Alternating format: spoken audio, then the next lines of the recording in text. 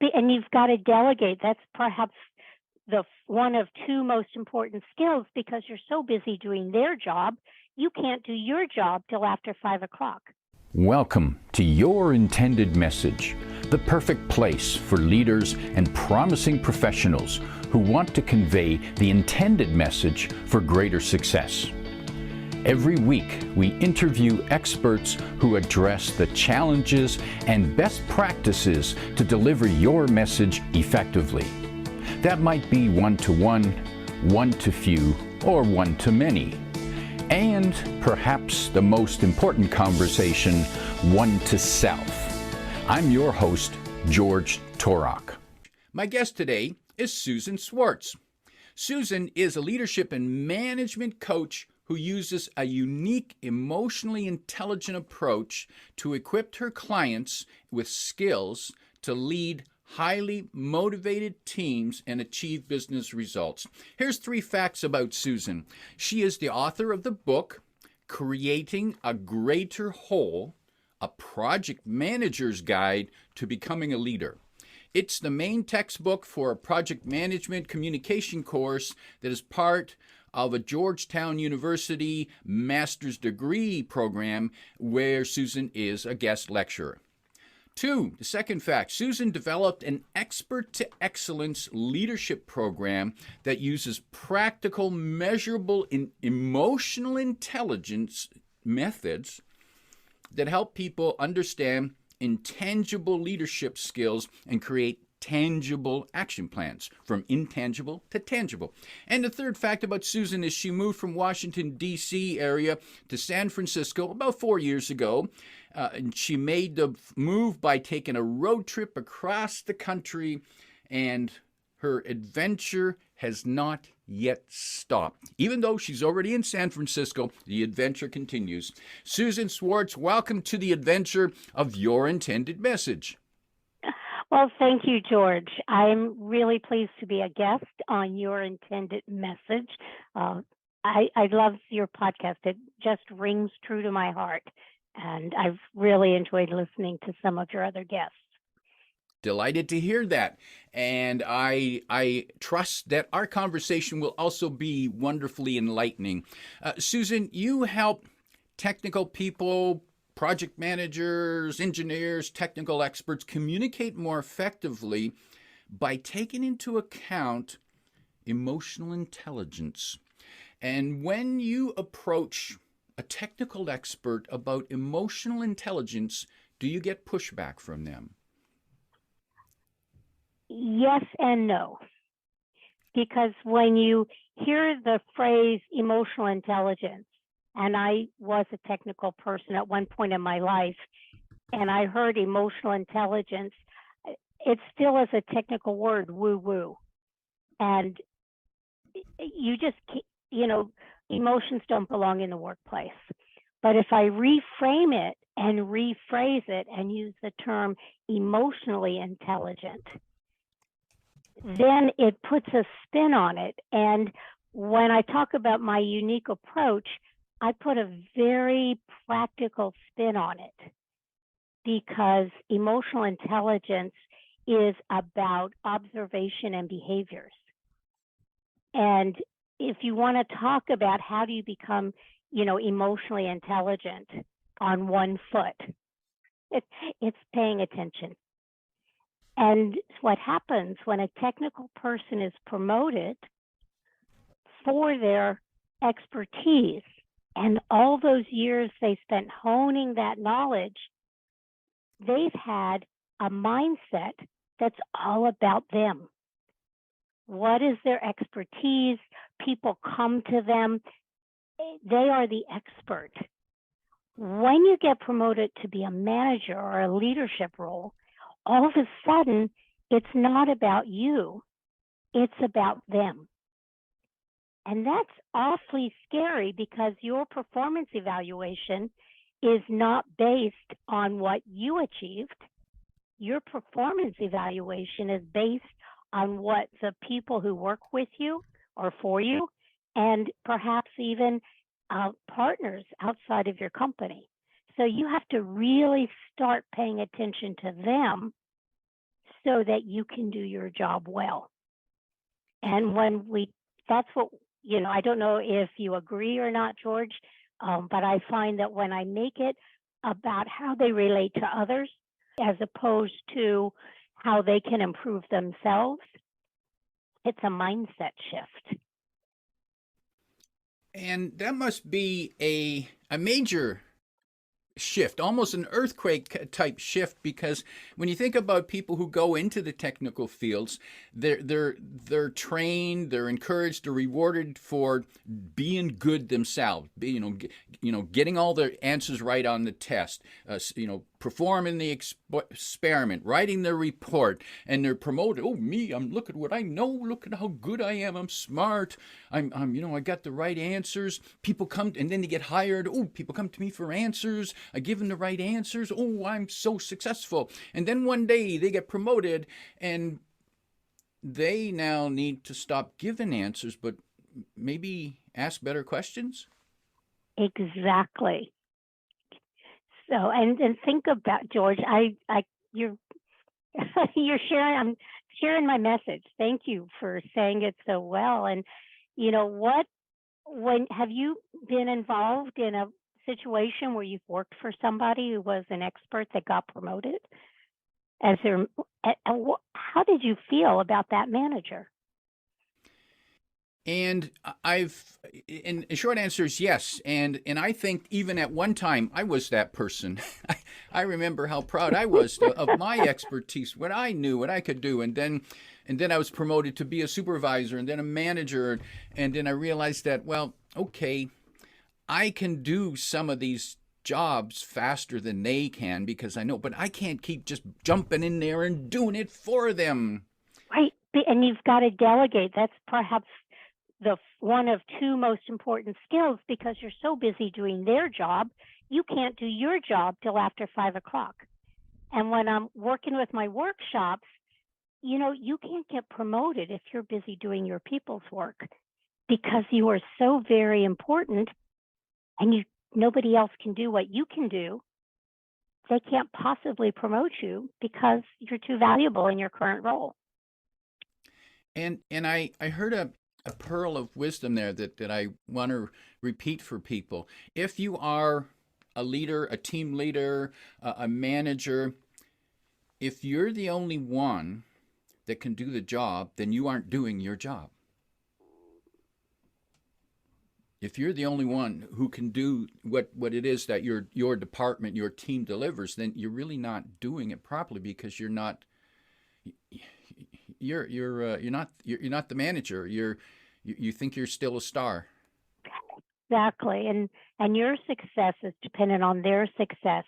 And so that comes back to, you have to start being open and realize that your success is by giving people professional development, helping them grow.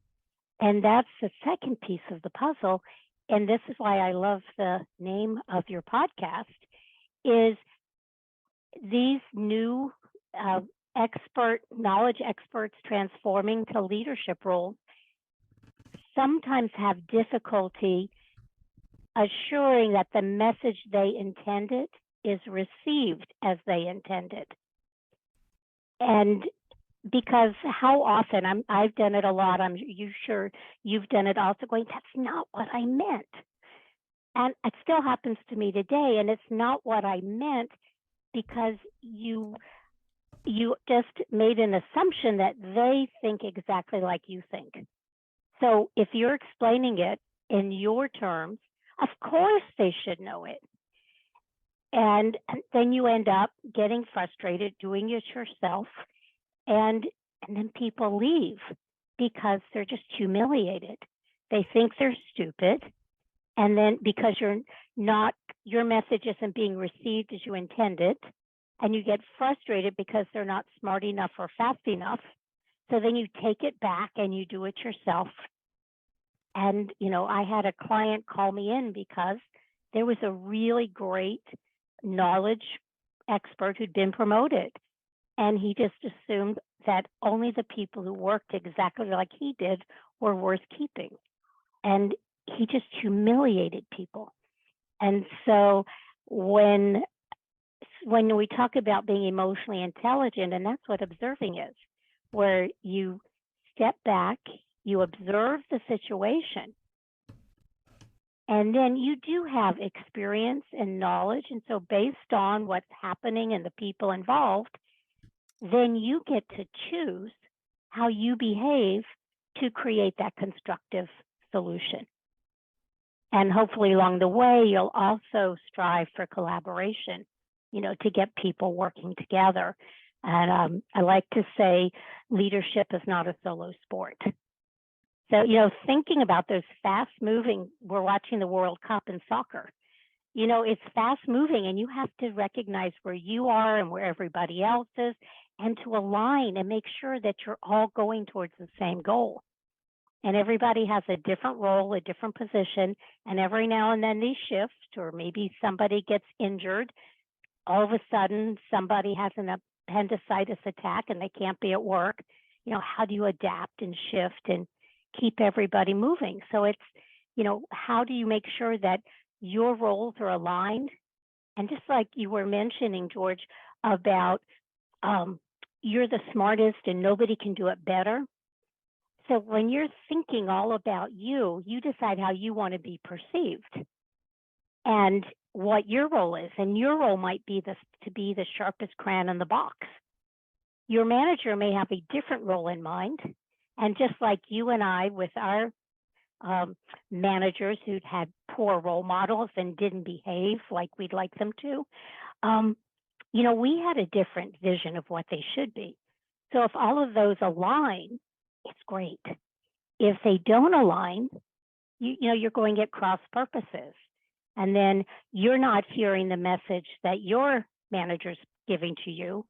Your coworkers, your colleagues in other departments don't want to work with you because you have to be the smartest person in the room. And then the people who are on your team are looking to be on other people's teams because they're not getting any growth. And that just leads into how you execute. And then when bad things happen, because they just do, you need to, how do we react to stress? More important than thinking about, oh my gosh, what is Susan going to do? Or George, how am I going to, this is just, it's the worst thing that ever happened. Well, if you've got a whole team of people out there, they're looking to you to see how upset they should be. And, and I like to tell my leadership workshop participants that the dirty little secret that leaders don't tell new leaders is we're making it up as we go along. We really don't know what we're doing when crisis hits. We're just trying to look at the situation, evaluate what our options are based on our experience and knowledge, and try to, choose a path forward and involve the right people and make things happen. And so the key about stress management, it's not about your stress. It's about keeping your team focused so they can move in the right direction and get through that situation. And that's where problem solving gets in and how different people solve problems differently. So it's just like the other manager I mentioned, some of us like to, or me, I love sticky notes and a brainstorming. Can you tell? Magic markers, big charts on the walls, jumping around. No idea is a bad idea. And I think you may be more like my husband, who's an engineer, and he likes to take into consideration what all the parameters are.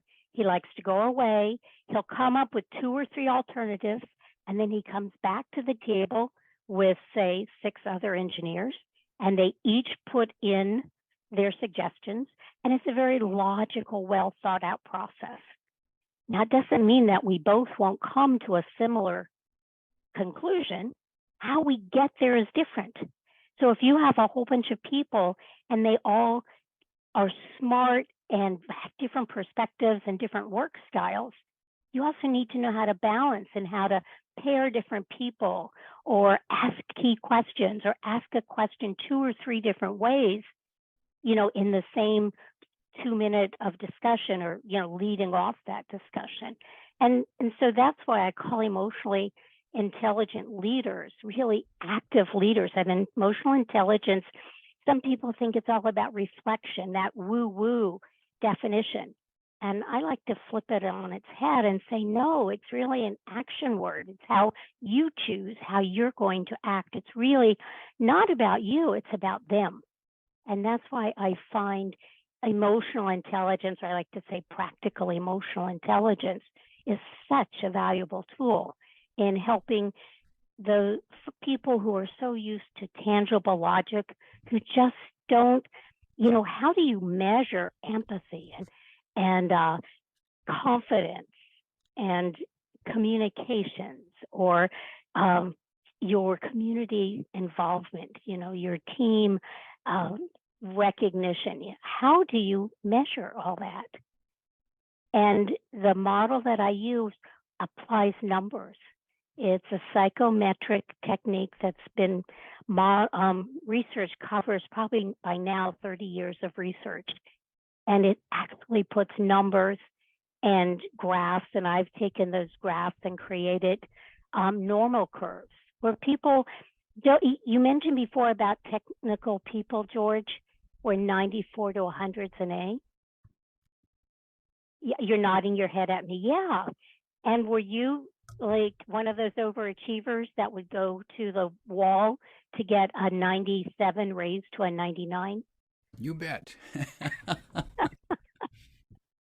Well, this time it's all statistically, it's all relative terms. So 100 is average. It's the mean of that normal curve.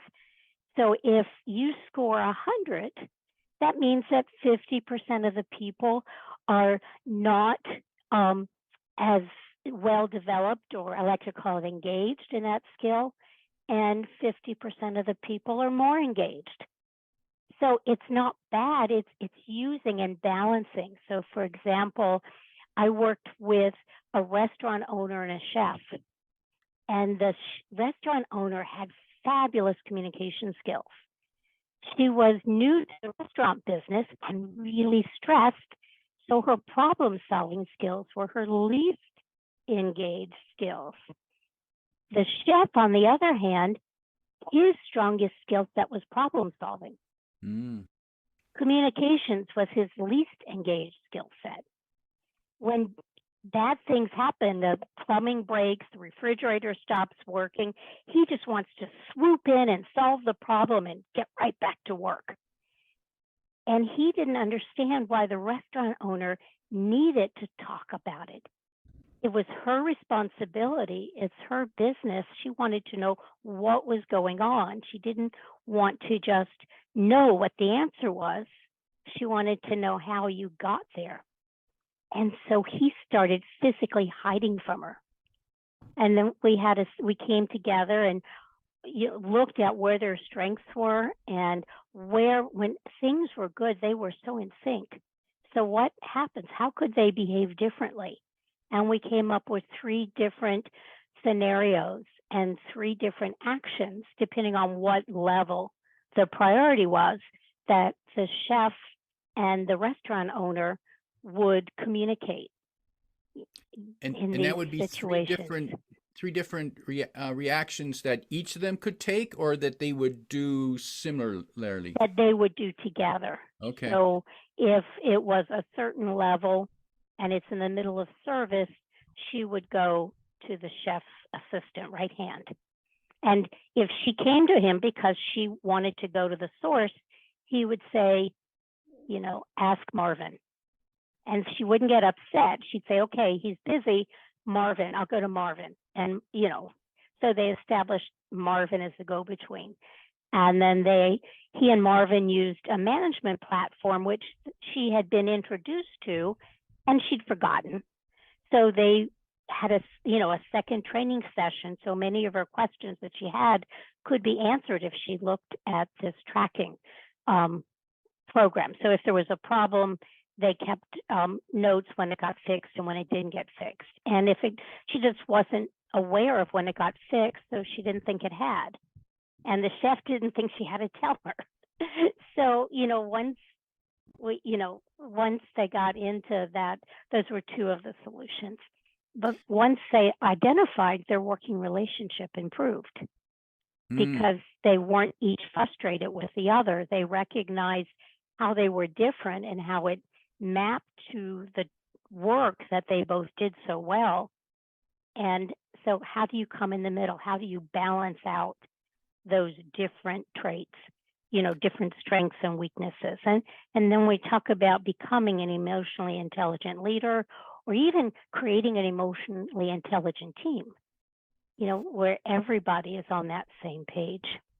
And Susan, I'm wondering, when you worked with that restaurant owner and that chef, and when they reached a point where they suddenly understood how the other person thought way different from what they did, was there that aha moment where they both, where the sun opened up and the sky was clear and now I see the light?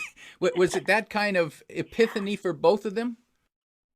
It more so for the restaurant owner than for the chef. The chef got it, but again, his communication skills were not his strongest. So I think he had the aha inside. He just wasn't as ebullient. With the restaurant owner, it was just like you said.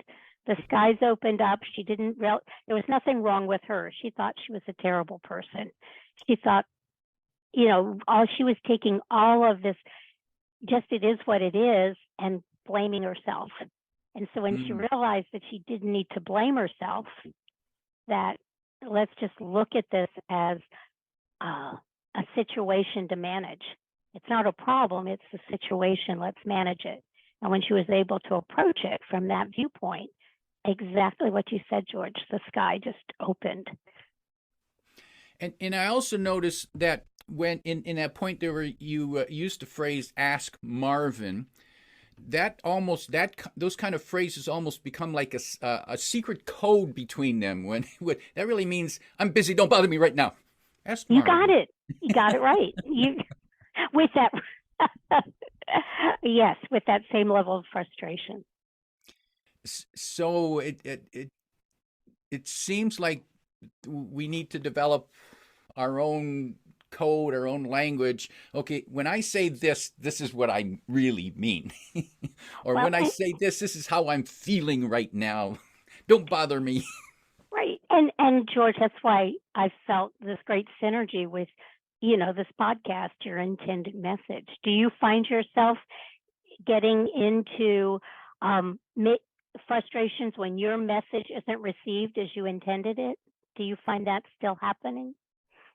Yes, it still happens, and even though I've been studying communication for decades, and it still frustrates me when it just doesn't come out the right way, or I let myself get triggered by something someone else does or say. So it's an ongoing struggle. There's no question. So just a little bit of time we've gotten to know each other, you come across as an incredibly emotionally intelligent person.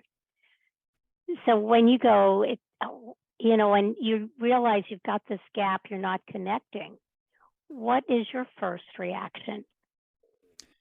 And you're right. And it's been a struggle because my thinking is math. I was a math and science guy. Oh, cool. And so everything had to be logical. But then I realized that that's not the way the world works. And so when I run into those problems, those with myself, the first thing is to say, okay, well, what triggered that, or what could they be thinking? And I'd like to say that I can do it in the moment, but it doesn't always happen. It's usually later when I reflect back and say, well, that conversation didn't go well. What could I have said differently other than just keeping my mouth shut? And I do exactly the same thing. I so wish that I would always be clear in the moment. But, the key is we both observe a situation. We answered the best we could because maybe we had to give an answer in that snap second. And then that goes back to how we handle those stressful situations. And I still forget, but no action is an action. Mm. So if you have a bully and somebody's it wants to put you on the spot. You've got your district level person and they want to make you look stupid. And so they bring up, something totally inconsequential and you're not prepared to answer it. And so you stand there going, blah, blah, blah, blah, blah, blah, blah, blah. When somebody taught me a trick where you look at them and go, that's a really good question. I don't think I have enough information or we don't have enough time. Let's make an appointment next week, Tuesday or Wednesday, and we can really get into that. And, it just got flipped around. You haven't made that person look stupid. It's going to disarm the person and bring the tension right down because the person is going to be totally confused. Right. And I still, every now and then I do it, and every now and then I don't. And that's the key, exactly what you were saying. Not that we wake up at 3 a.m., when the nighttime demons don't let you go back to sleep and you start thinking about all those woulda, coulda, shouldas, but to use your community to go back and find those people who will be direct and kind and maybe walk you through woulda, coulda, shoulda. So they might say, oof, I think you did the best you could. Or they might say, George, Susan, let's look at this from their perspective. And then the next time that happens, then it's your experience. You get to take your experience. Hopefully you've got sort of a quick checklist because these are split-second decisions. But once you've practiced and gotten it in your mind, then the next time you will make that comment that gets your message across as you intended. And Susan, for people who'd like to learn more about your services, where can they find you?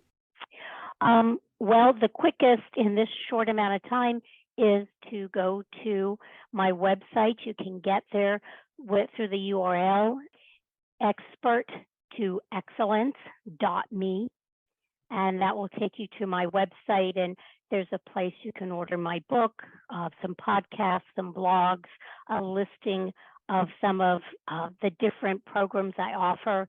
And there's a way to get in touch with me there. I'm also active on LinkedIn. If anybody would like to connect, you can never have too many friends, and I would love to connect with your audience. And you can find those links in the description below.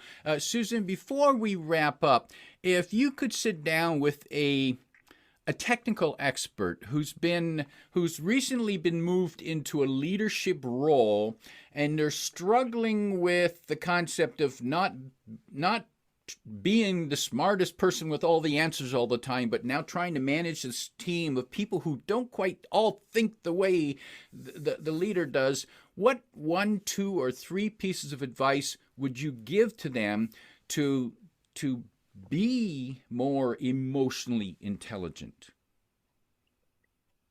Oof, that is an excellent question. And recently I was given the phrase, it depends. See, I got you to laugh, but it's true. But if I were to go in, one of the things that I like to do is ask them to tell me about their job, their role, and how they define success. And then I walk them backwards and I say, well, how does each member of your team contribute to your success? And as we walk through each team member and we see the big picture, and then we can start talking about how they might question, different question asking techniques. Because when I always like when we talk about, is your message being received as it's intended? Other is, how often do people not tell you everything? They're not lying. They're just only giving you the information. They're giving you the message they intend for you to receive. And so how do you ask those probing questions to get to the bottom of it, where they truly may not understand? And that's where your smartest book, crayon in the room experience, you can ask them questions so they can figure it out as opposed to just telling them. And so we'll walk through how do you get those question asking techniques down. We'll talk about feedback, not just, I don't do performance reviews. I'm not going to the HR area, but somebody writes some macro code, or they do need to diagram an engineering, whatever, circuit design. You can tell I'm not an engineer, but, and they may not do it just right. So how do you ask those questions to learn how they were thinking so you can identify where their professional development needs to be? And so we'll spend a lot of time, but always coming back to what is the big mission, what drives success, and then how do the people who report to them complete that. And then the second area is those managers in other departments. I like to call, it's sort of that emotional intelligence GPS. How do you frame it for the boss above you, the people beside you, and those people who work for you? And probably that most important GPS direction are your colleagues in other departments. And none of us ever have enough people, enough money, enough time. And so you're going to try to call these on your peers to sort of beg, borrow, and steal resources to get something accomplished in the short term. So if you have a good relationship, they're going to want to help you. If you have an acrimonious relationship, they're not. And so those are the two areas, really. How do they communicate through questioning and being respectful and building the people whose works for them really expertise, so they'll have a succession plan when it's time for them to be promoted? And how do you build those bridges with your colleagues in other departments, because they may be your best friends, or when you make that unfortunate comment in front of the VP, they might be your direct and kind people who might help you practice how you should frame it in the future. Valuable advice. My guest today is Susan Schwartz, reminding you that the dirty little leadership secret is we're just making it up as we go. I also believe that there's an angel on your shoulder. When you got to make it up as you go along, you do have an angel on your shoulder. If you like what you heard, remember to like, comment, and share this podcast. Come back every week for more practical insights to help you deliver your intended message. I'm your host, George Torok.